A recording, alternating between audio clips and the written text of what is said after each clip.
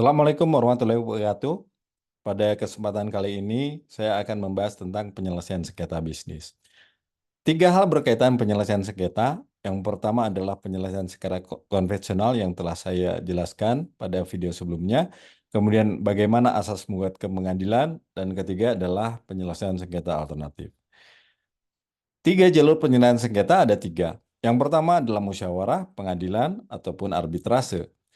Tiga hal penyebab sengketa bisa sengketa, wan prestasi, dan pengadilan. Wan prestasi bisa terjadi karena melakukan tetapi apa tidak sesuai, yang kedua terlambat, tidak membayar utang, salah interpretasi kontrak, melakukan tetapi tidak sebagaimana yang dijanjikan, melakukan yang tidak boleh dilakukan. Skema penyelesaian sengketa bisnis, kalau misalkan konvensional itu ke pengadilan, bisa ke pengadilan negeri, pengadilan tinggi, dan Mahkamah Agung. Kemudian pengadilan niaga bisa langsung banding ke Mahkamah Agung. Non-konvensional ada ADR atau MAPS, ini ada tiga. Yang pertama adalah arbitrase, yang kedua mediasi, yang ketiga adalah perdamaian. Penyelesaian sengketa secara konvensional sudah saya bahas pada pertemuan sebelumnya.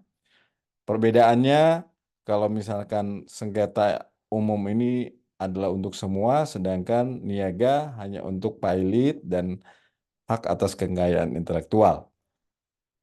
Asas menggugat ke pengadilan, siapa yang mendalilkan wajib membuktikan kebenaran dalilnya. Itu adalah asas menggugat ke pengadilan. Yang ketiga, penyelesaian sengketa secara non-konvensional bisa melalui arbitrase, mediasi, atau perdamaian. Putusan harus dijalankan sukarela oleh pihak yang bersengketa. Ini adalah asas alternatif penyelesaian sengketa. Penyelesaian melalui ADR dilakukan oleh lembaga arbitrase, artinya kekuasaan untuk menyelesaikan segala sesuatunya berdasarkan kebijaksanaan. Arbitrase artinya penyelesaian sengketa oleh seorang wasit atau badan perwasitan yang mereka pilih atau tunjuk, oleh karenanya mereka akan tunduk dan mentaati keputusan yang diberikan. Arbitrase hanya untuk sengketa bisnis. Pertama, pasal 615 RV, Arbitration Act 1697, kemudian Undang-Undang Nomor 1 Tahun 72 tentang kekuasaan kehakiman. Bahwa diperkenankan kepada siapa saja yang terlibat dalam suatu sengketa mengenai hak-hak yang berada dalam kekuasaannya untuk menyelesaikan sengketa tersebut kepada seseorang atau beberapa orang wasit. Ini yang dikenal sebagai klausula arbitrase. Keuntungan menggunakan arbitrase, penyelesaiannya lebih cepat, diselesaikan oleh tenaga ahli, dan putusannya bersifat rahasia. Dua tipe arbitrase, yang pertama adalah permanent body, yang kedua adalah ad hoc body. Kemudian ada juga yang dikenal sebagai unsitral, ICCA, dan BANI. Dalam kontrak bisnis, apabila terjadi suatu sengketa, maka apabila ingin menyelesaikan di arbitrase, dalam kontrak tersebut harus dicantumkan klausula arbitrase. Dua cara membuka arbitrase, yang pertama adalah pactum de compromitendo, yaitu mencantumkan klausul-klausul dalam perjanjian pokok. Dan yang kedua adalah pactum de compromis, yaitu perjanjian tersendiri di luar perjanjian pokok, di mana perjanjian ini dibuat secara khusus bila timbul sengketa dan dalam melaksanakan perjanjian pokok.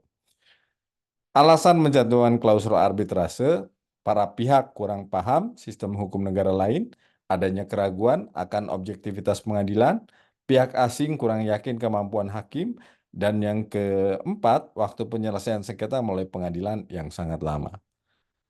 Contoh klausul arbitrase, semua sengketa yang timbul dari perjanjian ini akan diselesaikan dalam tingkat pertama dan terakhir menurut prosedur BANI oleh arbitrase yang diatur menurut peraturan tersebut.